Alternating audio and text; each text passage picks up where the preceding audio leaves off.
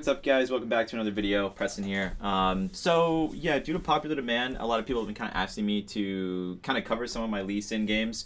I think right now I'm like rank 7. I just recently got back to Masters, maybe like 2 or 3 weeks ago.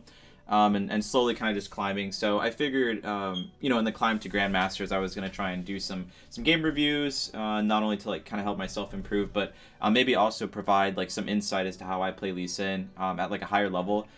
Mostly with regard to like mid Lee Sin. I think I'm probably the only person that's crazy enough to do mid Lee Sin, especially in high elo, and suffer because it's pretty trash, honestly. But yeah, so that being said, there's one game that I'm going to cover today. I think I played it a day or two ago. I was playing against this guy, Bubbo, who's one of like the best Gragas's in NA right now. And it was a pretty solid game. So yeah, with that being said, I'm just going to go ahead and jump into the Rift. Yeah, let's do it.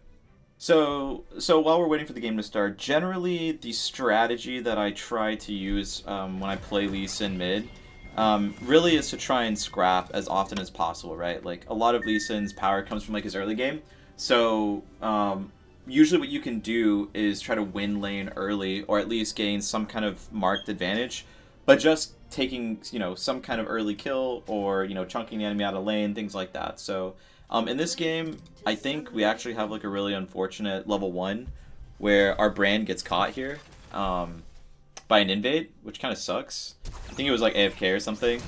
They obviously burned a lot of summoners and killed him here, so very unfortunate. So basically at that point we're just defending, like no one's really paying much attention here. Alright, cool. So lane starts. So yeah, basically the whole goal here really is to try and just see if I can get as much harass as possible. Obviously I'm running Electrocute here.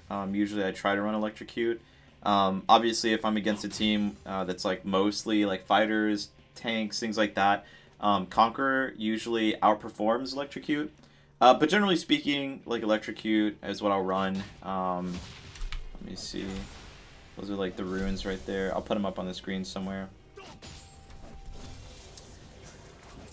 But yeah, so nothing too crazy here. Pretty much just farming, just laning. As you can see, like I'm trying my best to kind of like space around Gragasy. Generally speaking, like Gragas can counter Lee Sin because he's got that interrupt on his E.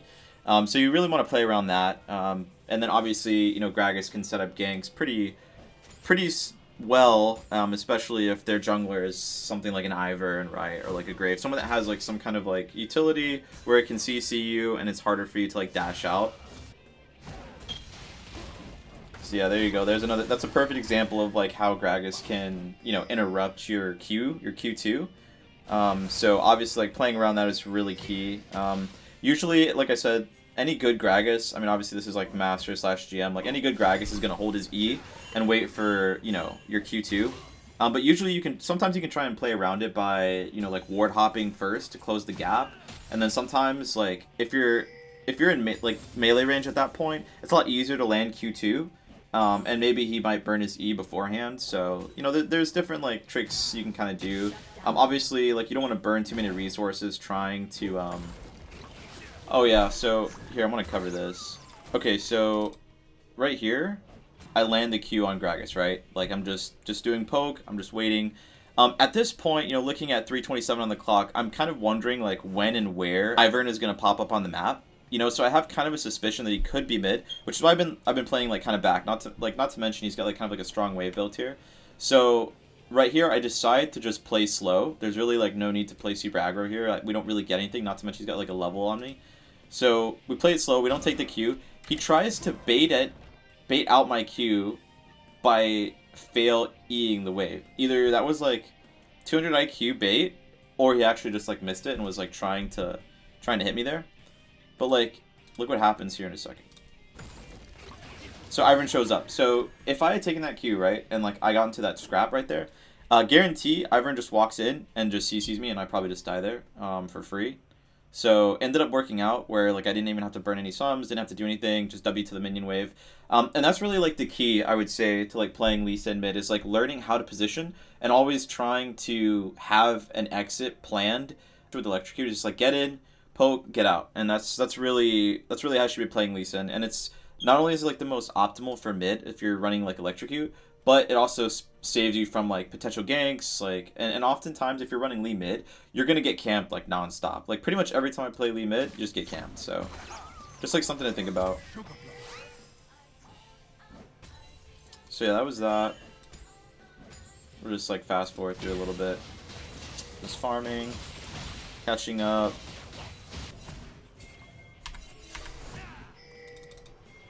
Okay, so at this point, obviously, like, right now, I'm trying to look to roam. So we push the wave in. So Gragas pretty much has like no prio here. Like he can't really respond. So yeah, here I'm pathing bot. You know, I got prio, so I'm like looking for a gank. I'm looking for an opportunity. Like I said with Lee Sin, you want to try and push for an early advantage without doing anything like too risky. I would say though that like with Lee mid, realistically, like sometimes you just have to like take risk, and you have to have a lot of confidence in your ability, not only to like 1v1 like the enemy jungler, the enemy mid, or 1v2, but also to like make ganks happen pretty much out of nowhere. Because you know, usually other players on your team have no idea how to play with like Lee Sin mid, and like they usually just don't care, or like they just really like don't care to help. So it's instead of like depending on your team to really ever do anything, especially like any elo sub masters where people are like slower to respond to like an insect, you know, and like plays like that. You want to try and play to get marked advantages for yourself. That's like the best advice I can give for any Lee mid player. So yeah, obviously here, like I said, you know, if you're playing Lee mid, you're just gonna get cammed. It just happens nonstop. The key is to just make sure that you're not just dying randomly. You know, like it makes your jungler's life and your laner's life a lot easier if you're pulling their jungle into your lane and you're not dying for free, right? So, especially like bonus points if you don't even have to burn any summoners. So, yeah, so I end up taking Drake here, and then I end up, like I say, trying to set something up with my bot lane. This actually was kind of a funny instance where like I really just had to be patient, and the only reason why I figured this would work is because I've been in this kind of scenario before, like many times. So, right, this may have been warded, right, for all I know. But I mean, we didn't know. It wasn't really cleared or anything. So, I mean, at this point, based off like the way Lucian and Bard are playing, I'm pretty much assuming that this is like safe bet. So I'm waiting for them to engage, and I know that they will, mostly because they already have a kill over Ashe. So the moment Ashe steps up, Lucian wants to go in and play aggro. So at this point, we can just go over vision. I hit the double kick. I didn't want to take this, but I ended up doing it anyway, just so that we could get something out of it, because I guess Ashe wasn't strong enough to end up finishing them off. Honestly, if I played that better, I probably could have just taken the double kill and got out faster before Gragas showed up. So that was kind of my fault, but not a bad trade nonetheless. And this right here is like the perfect place where you want to be, right? So like Gragas ended up getting a kill. He's got some CS over us, but nothing crazy, right? And right here, I'm able to back, and I've got Serrated Dirk, we've got Caulfield's. Like we're basically almost all the way to you know, our first item. So this is great, and you know, obviously in this instance we're really strong. So now we can pretty much look to just exert dominance all over the map, like wherever we want. I'm really not a fan of going top lane, just because not only is Illaoi already kind of ahead here, but there's not much we can do with Poppy. So really, what I'm trying to do here is just keep my wave shoved and then look to help my team out as much as possible. Obviously, there's a lot going on top side. Lee Sin wants to fight early, so you know, I kind of go to join this fight. We kind of get messed up here, so it's very unfortunate. They have vision here, so there isn't much I can do. I think I end up actually dying here for free. I messed up the ward hop, and so I ended up getting caught. And so, kind of a bad decision on my part to just go there. I was thinking like it wasn't warded, and maybe I could get like a cheeky kill, but you know, unfortunate. You know, I kind of misplayed, and there was a bad decision in the first place. I should have just left earlier, but that's okay. You know, you live and you learn, and as long as you're learning from your mistakes, like, you know, you gotta make mistakes you gotta crack a couple eggs to make a cake or whatever.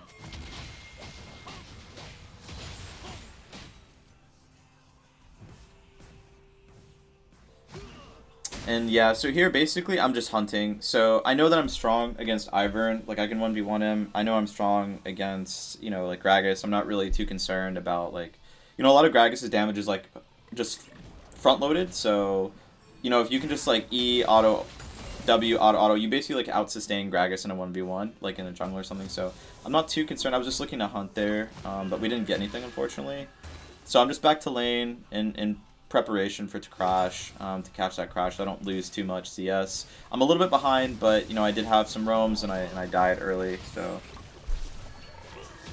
So yeah, here obviously, like, you know, laning against Gragas, you just gotta be aware of, like, the EQ combos and stuff. It's very, like, very crappy to be on, like, the Lee Sin end. And, like, obviously, like, a lot of people think Lee Sin's, like, this great champion. And, like, in some ways, like, for the jungle, you're like, yeah, maybe he is. Like, he's got playmaking potential. But generally speaking, like, compared to pretty much every other champion in the game, he's, like, really, really dog shit. Like, as the game is, like, gotten progressively more developed and as more and more champions come out, Lee Sin continues to just kind of, like, be at the bottom tier.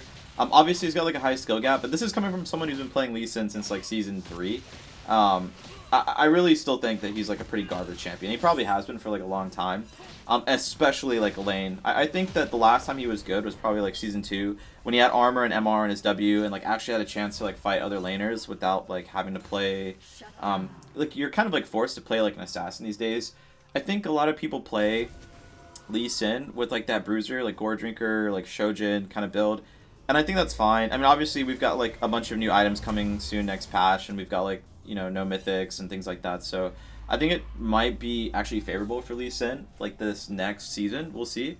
But generally speaking, I don't think that that build path is really that conducive. I really do think that that's, like, the easy mode Lee Sin build, where you basically just build HP and, like, Omnivamp, and you just try and, like, sustain and, like, get in and out of fights. But, like, come late game, I'm sure a lot of you guys realize, like, you're really pretty useless. You really don't do anything, like, outside of your ult.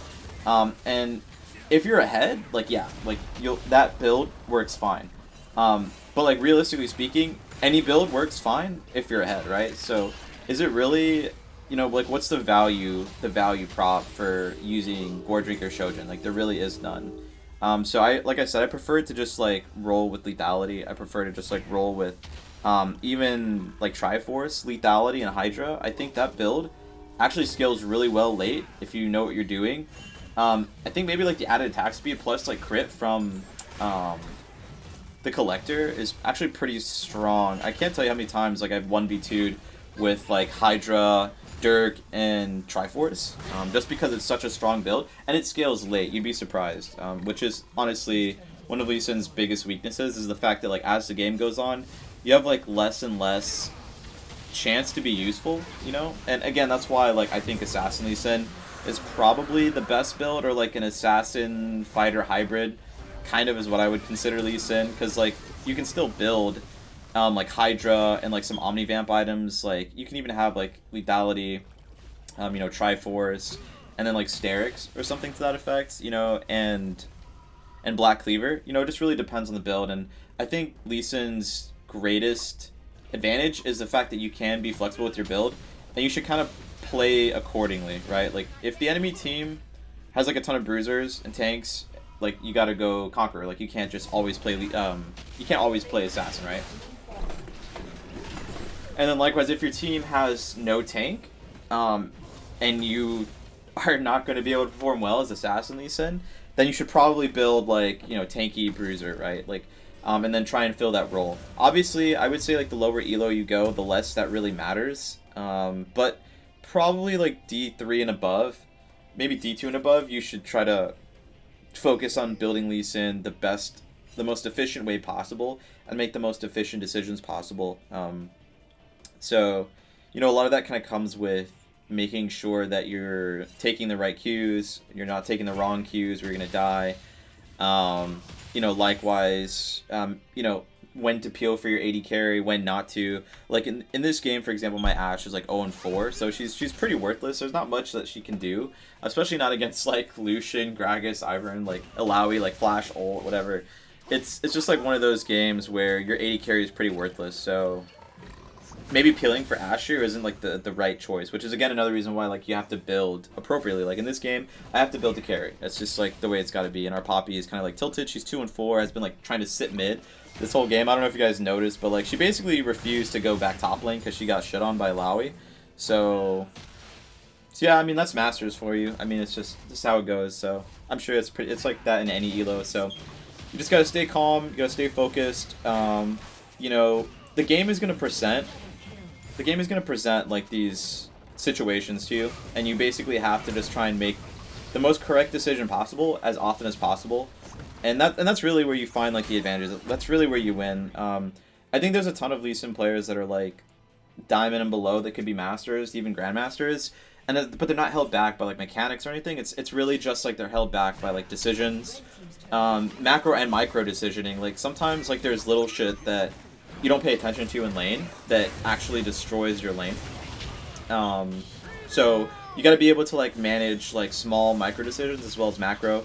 And again, like knowing Lee Sin inside and out, knowing your limits, and like knowing like what you can and can't do is going to be super key to being able to master like decision making.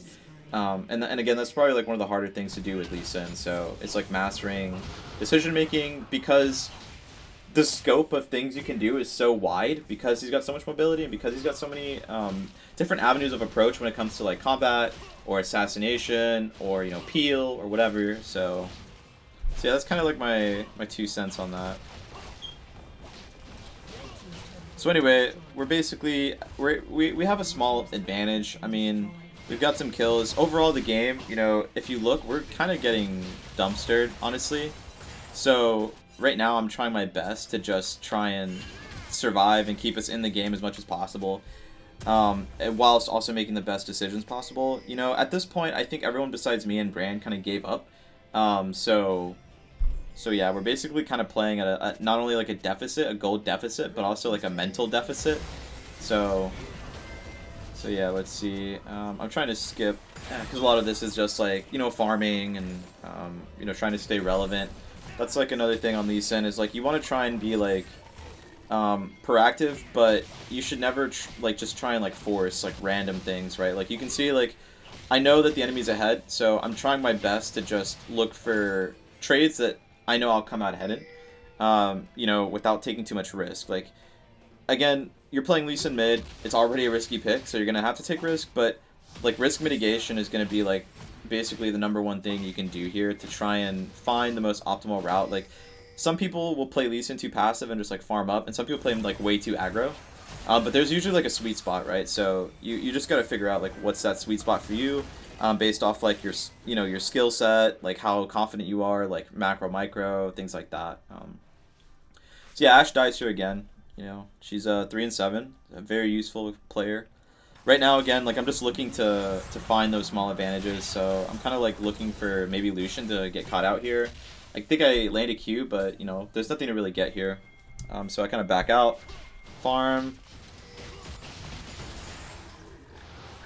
Okay, so here they're coming after me again. So again, here's another perfect example of taking like calculated risk, right? Like I know they're all topside. I know that I can dash out if I have to. I mean, Lee Sin's got strong mobility, so I'm playing around that. So just getting as much damage on the tower, getting as much farm as I can, fully expecting them to show up, pushing it kind of towards the limit there. So it looks like Brand's going for, you know, the 1v1. I see this, so I'll rewind real quick so we can see what happened here. So yeah, so here we are, kind of pushing it mid. End up getting ready to back. Okay, so I see Brand. He's going for the kill here. So, and I catch Lucian out, so I go for the kill pretty much. That was an easy kill. Now, basically, this is the perfect opportunity. This is the exact situation that Lee Sin wants right here. These kind of fights are literally perfect. If you can ever get into a situation where, like, obviously in this case, you know, we've got, like, a substantial advantage against, like, the enemy team in this situation, from like a numbers perspective, but even if they had us outnumbered here, we would actually still win this, mostly because of my build. Like I'm pretty strong, I'm pretty far ahead, and Lee Sin thrives in these like brawls, right? These skirmishes. This is exactly what you want, and if the more often you can force these is honestly your key to winning. Lee Sin's biggest, and I think this is probably the most important takeaway from this, for like playing Lee, especially Lee Sin mid. Lee Sin's biggest, I guess, weakness is any kind of coordinated play. So if you are like planning to play Lee Sin and then just group all game and then like hope that you can just like win team fights with your team, it's like most likely not going to happen. Actually, like the more higher percentage, like the higher probability win or most efficient play here is to actually go for shit like this, where you can essentially you know, try and find these skirmishes where you get like small advantages that put your character in the most advantageous position possible, right? So again, like here we are, I'm getting ready to base, right? Like I'm fake basing essentially. Like I see Brand, I see he wants to go for this, he's pinging it out. So I'm fake basing in case they like come to collapse or whatever, just to stay efficient. I see Bard roll through, and then I see their team roll through. So at this point, I made the decision like, okay, cool. They have no idea I'm here. They walked right past me. This is like the perfect opportunity to play Lee Sin the way you want to. Like this is like the dream setup. Easy Q, Ignite, EW Auto, R, dead. And at this point, we just basically play out the fight. Like literally a bronze Lee Sin can do this. Like you just play out the fight. It's pretty easy. And this was a huge turning point for us, right? Like this kind of brought us back into the game. We got tempo, not only like from, you know, just like a gold standpoint for a lot of us, but we also put them at like a mental deficit again, right? Like we're also playing as humans, and you have to realize you're playing against other humans.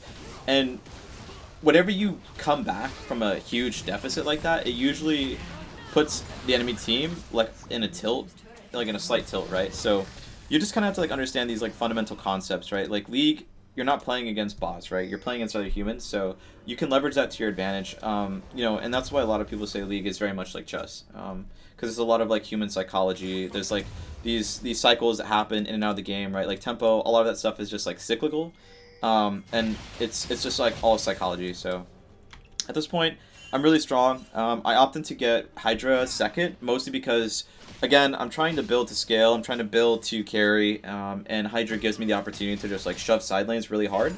And in this instance where my team is still weak, I don't know that I'll be able to help my team very effectively in a team fight, especially given their team comp. Like there's a lot of stuff that counters me in their team comp, right? So I'm basically building to be able to just solo as hard as possible, and like shove side lanes. So shove side lanes, and then split push, you know, like anything I can do to be as annoying as possible and getting as much advantage as possible. And again, so we're taking Nash, obviously, right now. The team clearly doesn't need me. They're doing okay. You know, Alawi's bot side kind of trying to do what she can, I guess, to like stay relevant.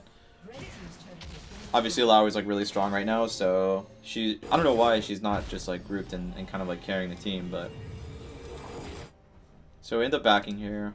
We've got Nash, so we're pretty strong. So obviously we're going to look to kind of like push out.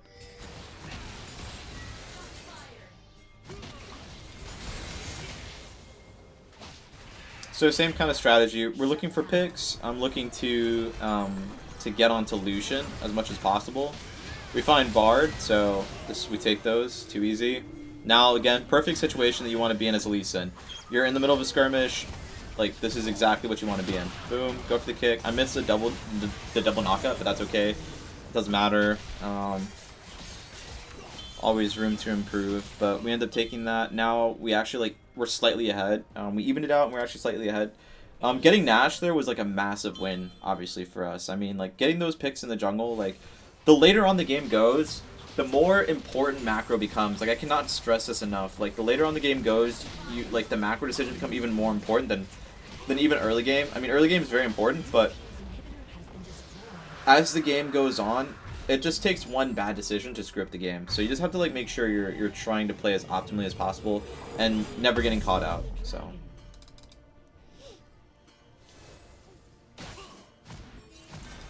yeah, basically, you know, I'm really strong. I mean, at this point, like, we're just looking to close out, right? So I'm working on my collector. I know I'm strong enough to kind of 2v1, so I'm just pressuring mid so that, you know, I can either draw Alawi back to their team or provide, basically, like, overwatch for my team to push topside without too much interference.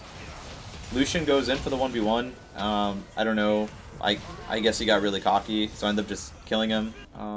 What I'm trying to do here is just like try and proxy these waves to bring them as close as possible without, you know, them collapsing on the wave so that we can take tower.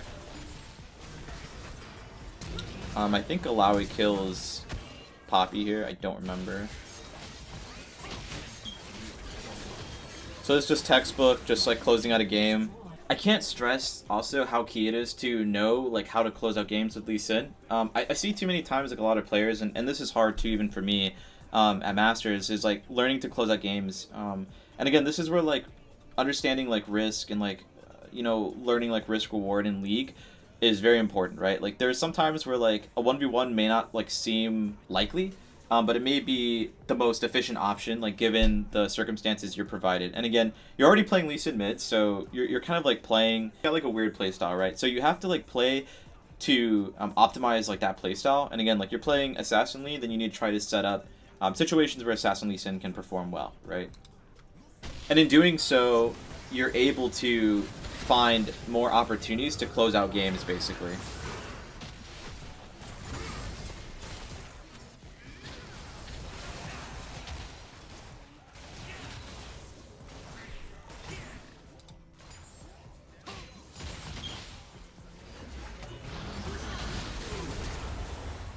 So yeah, I think this is like the final team fight right here.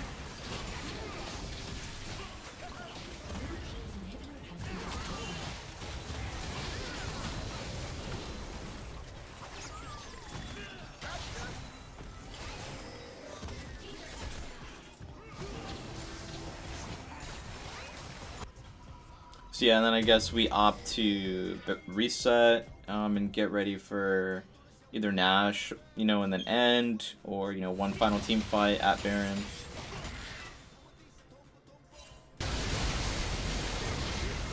We take Nash, and it's basically GG at this point. I mean, like, what are you gonna do? Like, they've got 3 inhibs down. Like, they're versus like a super fed team. I mean, at this point, it's pretty much game. Like, me and Brand kind of hard carried, like duo carried that, honestly.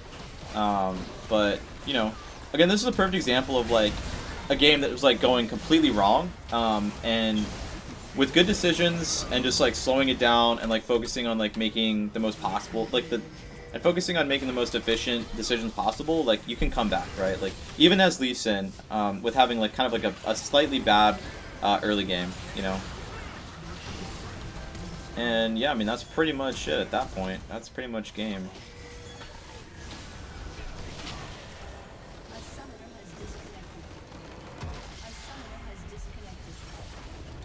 So yeah, that's Assassination mid. You know, if you guys liked the video, please feel free to like, comment, subscribe. Helps with the little algorithm. And yeah, if you guys want to see more, please let me know. If you guys want to see, you know, something different, maybe like a guide or something like that, I'm more than happy to facilitate. So yeah, with that being said, thanks for watching. I'll catch you guys in the next video. Good luck in your games. Peace.